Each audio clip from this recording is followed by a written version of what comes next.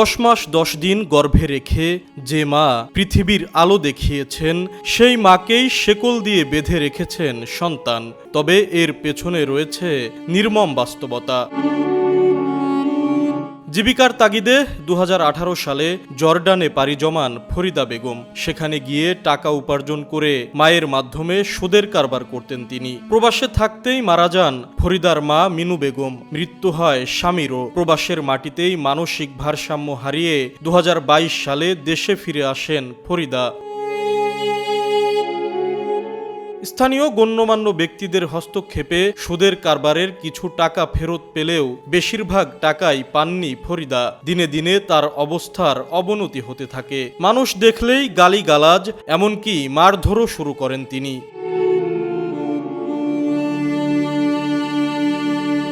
চিকিৎসা করানোর মতো সামর্থ্য না থাকায় গত 1 বছর ধরে অন্ধকার ঘরে ফরিদাকে শেকল দিয়ে বেঁধে রেখেছেন তার ছেলে আব্দুল আহাদ। খাওয়া দাওয়া, পায়খানা, প্রস্রাব সবই চলে শেকলে বাঁধা অবস্থায় ঘরের ভেতরেই। যত প্রকার বাজে ভাষা আছে ব্যবহার করে, যারা তারা মারধর করে।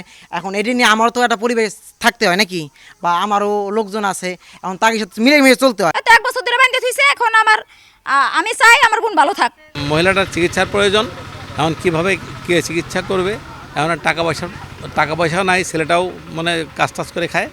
এখন এমতো অবস্থায় এটা মানে হৃদয় বিদারক একটা ঘটনা ঘটতেছে। এখন এটা নিয়ে যদি সরকার যদি কোনো ব্যবস্থা নেয় তাহলে সরকারের চিকিৎসা করে দেখা যাক কি হয় না হয়। রাজবাড়ী সদরের পারশাইলকাঠি গ্রামের বাসিন্দা ফরিদা। তার 2 ছেলে ও 1 মেয়ে রয়েছে। আশিকুর রহমান, সময় সংবাদ, রাজবাড়ী।